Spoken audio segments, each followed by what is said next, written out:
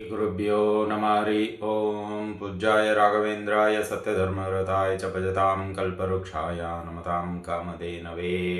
ಸಮಸ್ತ ಶ್ರೀ ಸರಳ ಪರಿಹಾರ ಜ್ಯೋತಿಷಾಲಯ ಸದಸ್ಯರೆಲ್ಲರಿಗೂ ಈ ನಿಮ್ಮ ರಾಘವೇಂದ್ರ ಹರಿತಸ ಗುರುಜಿ ಮಾಡುವ ನಮಸ್ಕಾರಗಳು. ಎಲ್ಲರಿಗೂ SSP ಜ್ಯೋತಿಷಾಲಯ ಯೂಟ್ಯೂಬ್ ಚಾನಲ್ಗೆ ಸ್ವಾಗತ ಸುಸ್ವಾಗತ ಕೋರುತ್ತಾ, ಸಾಪ್ತಾಹಿಕ ಭವಿಷ್ಯ 22 ಜೂನ್ 2026ರಿಂದ 28 ಜೂನ್ 2026ರವರೆಗೆ ದ್ವಾದಶ ರಾಶಿಗಳ ಭವಿಷ್ಯ, ಮೇಷದಿಂದ ಮೀನ ರಾಶಿಯವರೆಗೆ ಯಾವೆಲ್ಲ ಅನುಕೂಲತೆ ಇದೆ, ಯಾವೆಲ್ಲ ಅನಾನುಕೂಲತೆ ಇದೆ ಹಾಗೂ ಪರಿಹಾರಗಳು ಯಾವ ರೀತಿಯಲ್ಲಿರುತ್ತೆ, ಅದರಲ್ಲೂ ಮೊದಲನೇದು ಆರ್ಥಿಕ, ಕೌಟುಂಬಿಕ, ವ್ಯಾವಹಾರಿಕ, ವೃತ್ತಿ ಮುಂತಾದವುಗಳ ಬಗ್ಗೆ ಒಂದೊಂದಾಗಿ ಮೇಷರಾಶಿಯಿಂದ ಮೀನರಾಶಿಯವರೆಗೂ ತಿಳಿದುಕೊಳ್ಳೋಣ. ಅದಕ್ಕಿಂತ ಮುಂಚಿತವಾಗಿ ಈ ಒಂದು ವಾರ ಅಂದರೆ ಈ ಒಂದು 22ರಿಂದ 28ನೇ ತಾರೀಕುವರೆಗೂ ಪ್ರಮುಖವಾದ ದಿನಗಳು, ಪ್ರಮುಖವಾದ ವಿಶೇಷ ಹಬ್ಬಗಳು ಹಾಗೂ ಗ್ರಹಗಳ ಸ್ಥಿತಿಗಳು ಯಾವ್ಯಾವ ರೀತಿಯಲ್ಲಿರುತ್ತೆ ಎಂಬುದನ್ನು ನೋಡೋಣ ಬನ್ನಿ. ಮೊದಲನೇದಾಗಿ ವಿಶೇಷ ದಿನದ ಬಗ್ಗೆ ಬರೋದಾದರೆ, ಈ ವಾರ ನಿರ್ಜಲ ಏಕಾದಶಿ ಇದೆ 25ನೇ ತಾರೀಕು. ಈ 25ನೇ ತಾರೀಕು ನಿರ್ಜಲ ಏಕಾದಶಿ ಒಳ್ಳೆಯ ನಮ್ಮ ಏನಂತೀರ ಬಯಕೆಗಳು ಈಡೇರಿಸುವಂತಹ ಅಥವಾ ನಮ್ಮ ಕೋರಿಕೆಗಳು ಈಡೇರಿಸುವಂತಹ ಹಾಗೂ ನಮ್ಮ ಪಾಪಗಳನ್ನು ಕಳೆದುಕೊಳ್ಳುವಂತಹ ಒಂದು ರಥ ಅಂತ ಇದ್ದರೆ ಅದು ನಿರ್ಜಲ ಏಕಾದಶಿ. ಸೊ ಆ ದಿನ ಏಕಾದಶಿಯ ಮಹತ್ವವನ್ನು ಮುಂದಿನ ದಿನಗಳಲ್ಲಿ ನೋಡೋಣ. ಈಗ ಗ್ರಹ ಸ್ಥಿತಿಗಳಂತ ನೋಡೋದಾದರೆ, ಅಂದರೆ ಈ ಒಂದು ವಾರದಲ್ಲಿ ಯಾವೆಲ್ಲ ಗ್ರಹಗಳು ಎಲ್ಲಿ ಇದ್ದಾವೆ ಅಂತ ನೋಡೋದಾದರೆ, ಶನಿ ನಿಮಗೆ ಮೀನರಾಶಿಯಲ್ಲಿದ್ದಾರೆ, ರಾಹು ಕುಂಭರಾಶಿಯಲ್ಲಿದ್ದಾರೆ, ಕೇತು ಸಿಂಹ ರಾಶಿಯಲ್ಲಿ ಇದ್ದಾರೆ, ಇನ್ನು ಗುರು ಕರ್ಕಾಟಕ ರಾಶಿಯಲ್ಲಿದ್ದಾರೆ. ಅದೇ ರೀತಿಯಾಗಿ ಕುಜ ನಿಮಗೆ ಪ್ರಸ್ತುತ 22ನೇ ತಾರೀಕು ನಿಮಗೆ ವೃಷಭ ರಾಶಿಯಲ್ಲಿ ಬರುವಂಥವರಾಗ್ತಾರೆ. ಇನ್ನು ಬುಧ ರವಿ ಮಿಥುನ ರಾಶಿಯಲ್ಲಿದ್ದಾರೆ. ಅದೇ ರೀತಿಯಾಗಿ ಗುರು ಶುಕ್ರ ಕರ್ಕಾಟಕ ರಾಶಿಯಲ್ಲಿ ಇದ್ದಾರೆ, ಚಂದ್ರ ನಿಮಗೆ ಕನ್ಯಾ ರಾಶಿಯಲ್ಲಿದ್ದಾರೆ 22ನೇ ತಾರೀಕು.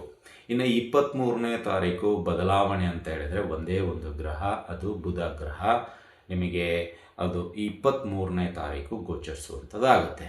22ರವರೆಗೂ ಒಂದು ಗ್ರಹ ಮಾತ್ರ ಬದಲಾವಣೆ ಆಗ್ತಾ ಇದೆ. 23ನೇ ತಾರೀಕು ಅದು ಬುಧ ಗ್ರಹ ಮಿಥುನ ರಾಶಿಯಿಂದ ಕರ್ಕಾಟಕ ರಾಶಿಗೆ ಹೋಗುವಂಥವ್ರಾಗ್ತಾರೆ 23ನೇ ತಾರೀಕು. ಈ ಒಂದು ಗ್ರಹ ಬದಲಾವಣೆ ಮಾತ್ರ ಇರುತ್ತೆ, ಉಳಿದಂತೆ ಎಲ್ಲ ಗ್ರಹಗಳು ಆಯಾ ಒಂದು ರಾಶಿಯಲ್ಲೇ ಇರುತ್ತಾರೆ ಅಂತಲೂ ಹೇಳ್ಬೋದು. ಇದರ ಅನುಗುಣವಾಗಿ ಈ ಒಂದು ಸಾಪ್ತಾಹಿಕ ಭವಿಷ್ಯ, ಈ ವಾರದ ಭವಿಷ್ಯ ಯಾವ ರೀತಿಯಲ್ಲಿರುತ್ತೆ ಒಂದೊಂದಾಗಿ ಮೇಷರಾಶಿಯಿಂದ ಮೀನರಾಶಿಯವರೆಗೆ ತಿಳಿದುಕೊಳ್ಳುವಂಥ ಸಣ್ಣ ಪ್ರಯತ್ನ ಮಾಡೋಣ ಬನ್ನಿ.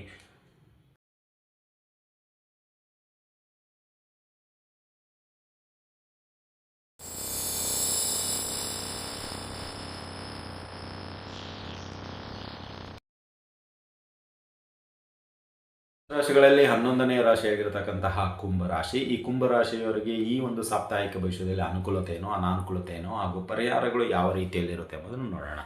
ಇಲ್ಲಿ ಒಂದು ಕುಂಭರಾಶಿಯವರಿಗೆ ಈ ವಾರ ನಿಮ್ಮ ಮನಸ್ಸಿನಲ್ಲಿರ್ತಕ್ಕಂಥದ್ದನ್ನು ಓಪನ್ ಆಗಿ ಹೇಳುವಂಥದ್ದಾಗತ್ತೆ. ನಿಮ್ಮ ಆತ್ಮೀಯರಲ್ಲಿ, ಸ್ನೇಹಿತರಲ್ಲಿ, ಸಂಬಂಧಿಕರಲ್ಲಿ ಅಂತಲೇ ಹೇಳ್ಬೋದು.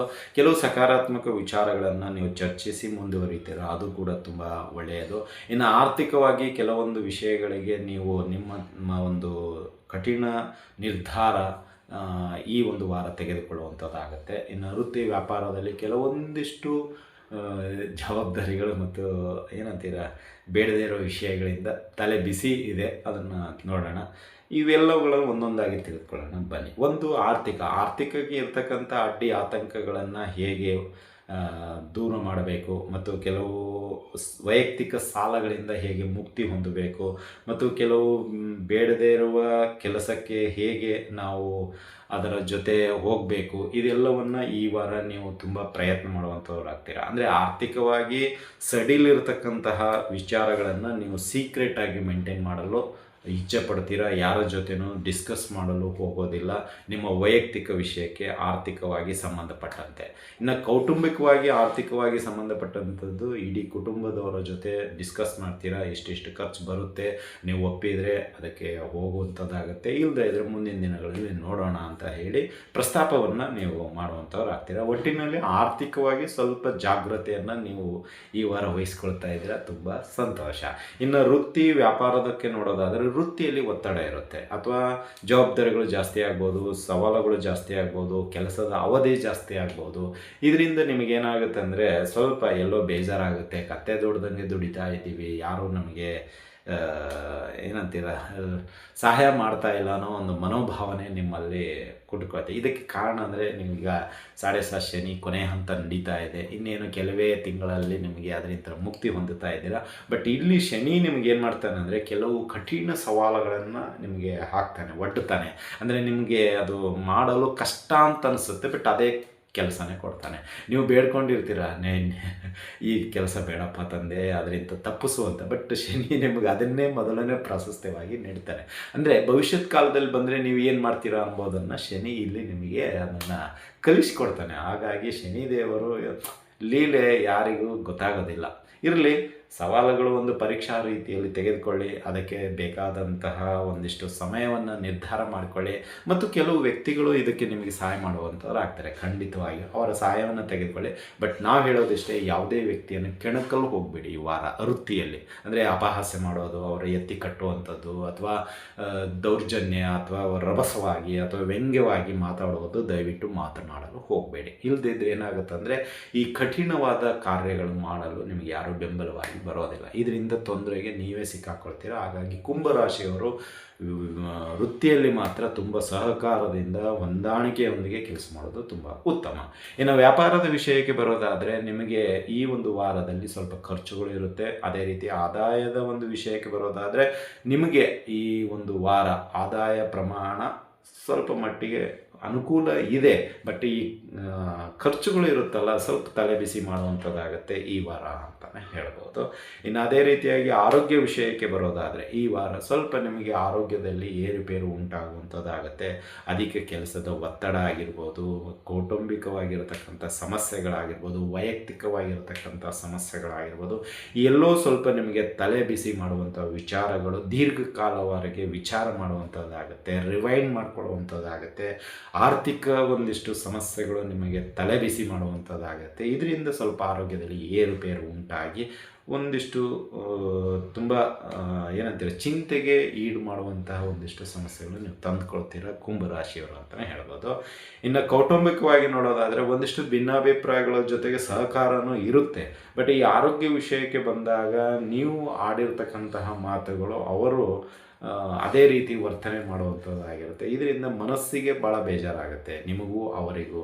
ಅಂದರೆ ಸಹಕಾರ ಈ ವಾರ ಸ್ವಲ್ಪ ಇದ್ರೂ ಆರೋಗ್ಯದ ವಿಷಯದಲ್ಲಿ ಅವರು ಹಿಂಜರಿಕೆ ಆಗುವಂಥದ್ದಾಗುತ್ತೆ, ಅಥವಾ ಸರಿಯಾದ ಸಮಯಕ್ಕೆ ನಿಮಗೆ ಅವರ ಸಹಕಾರ ಸಿಗದೇ ಇರುವಂಥದ್ದಾಗ್ಬೋದು, ಅಥವಾ ಅವರಿಗೆ ಕೆಲಸದ ಒತ್ತಡ ಇರ್ಬೋದು. ಇದರಿಂದ ಸ್ವಲ್ಪ ನಿಮಗೆ ಭಿನ್ನಾಭಿಪ್ರಾಯಕ್ಕೆ ಇನ್ನೂ ಹೆಚ್ಚಿನ ಆಸ್ಪದ ಕೊಟ್ಟ ರೀತಿಯಲ್ಲಿ ಇರುತ್ತೆ ಅಂತಲೇ ಹೇಳ್ಬೋದು. ಇನ್ನು ಮಕ್ಕಳ ಒಂದು ವಿಷಯಕ್ಕೆ ಬರೋದಾದಂದರೆ ಶೈಕ್ಷಣಿಕವಾಗಿ ಈ ಒಂದು ವಾರದಲ್ಲಿ ಸ್ವಲ್ಪ ಬದಲಾವಣೆ ಮತ್ತು ಓದಿನಲ್ಲಿ ನಿರಾಸಕ್ತಿ ಮತ್ತು ಓದು ಮರುವು ಜಾಸ್ತಿ ಆಗುವಂಥದ್ದಾಗುತ್ತೆ. ಇದರಿಂದ ಸ್ವಲ್ಪ ನಿಮಗೇನಾಗುತ್ತೆ, ಬೆಳಗಿನ ಜಾವ ಓದಬೇಕಾ, ಮಧ್ಯಾಹ್ನ ಓದಬೇಕಾ, ಸಾಯಂಕಾಲ ಓದಬೇಕಾ, ಅಥವಾ ಕಾಲೇಜು ಸ್ಕೂಲಲ್ಲೇ ಓದಬೇಕಾ ಅನ್ನೋ ಒಂದು ಕನ್ಫ್ಯೂಸಿಗೆ ಒಳಗಾಗ್ಬಿಡ್ತೀರಾ. ಯಾರು ಹೇಳಿರೋದು ಕರೆಕ್ಟು, ಯಾರು ಏನು ಫ್ರೆಂಡ್ ಹೇಳಿರೋದು, ಮೇಷ್ಟ್ರು ಹೇಳಿರೋದು, ತುಂಬ ಗೊಂದಲಕ್ಕೆ ಈಡಾಗುವಂಥದ್ದಾಗುತ್ತೆ. ಇದರಿಂದ ಈ ವಾರ ಓದಲು ಸ್ವಲ್ಪ ಆಸಕ್ತಿ ಕಡಿಮೆ ಅಂತಲೇ ಹೇಳ್ಬೋದು. ಹಾಗಾಗಿ ಸರಸ್ವತಿ ದೇವಿ ಆರಾಧನೆ ಮಾಡಿ, ಒಂದಿಷ್ಟು ಒಳ್ಳೆಯ ವಿದ್ಯಾರ್ಥಿಗಳ ಜೊತೆ ಸಹವಾಸ ಮಾಡಿ, ಇದರಿಂದ ಸ್ವಲ್ಪ ಓದಲು ಆಸಕ್ತಿ ಬೆಳೆಯುವಂಥದ್ದಾಗತ್ತೆ ಅಂತಲೇ ಹೇಳ್ಬೋದು. ಇನ್ನು ಓವರಾಲ್ ಆಗಿ ನೋಡೋದಾದರೆ ಕುಂಭರಾಶಿಯವರಿಗೆ 7.5 ಶನಿಯ ಕೊನೆಯ ಹಂತದಲ್ಲಿ ಇರ್ತಾ ಇರೋದರಿಂದ ಸ್ವಲ್ಪ ಆರ್ಥಿಕ ಸಮಸ್ಯೆಗಳು, ಕೌಟುಂಬಿಕವಾದ ಸಮಸ್ಯೆಗಳು ಮತ್ತು ನಿಮಗೆ ವ್ಯಾವಹಾರಿಕವಾಗಿರತಕ್ಕಂಥ ಆರ್ಥಿಕ ಒಂದಿಷ್ಟು ಸಮಸ್ಯೆಗಳು ಎದ್ದು ಕಾಣುವಂಥದ್ದಾಗತ್ತೆ.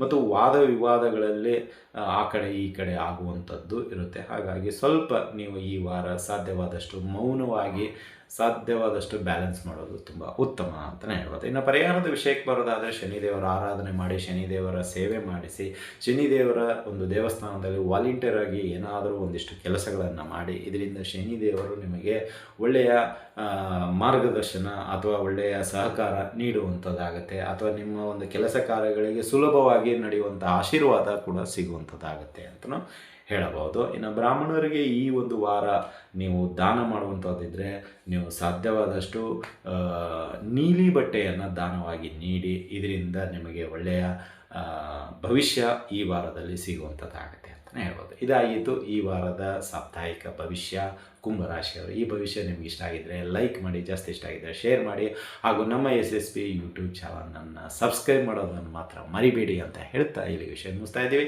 ಮತ್ತೆ ಮುಂದಿನ ರಾಶಿಯೊಂದಿಗೆ ಭೇಟಿಯಾಗೋಣ. ಅಲ್ಲಿವರೆಗೂ ಶುಭಮಸ್ತು, ಶುಭಂ ಭೂಯಾತ್, ಸರ್ವೇ ಜನಃ ಸುಖಿನೋ ಭವಂತು.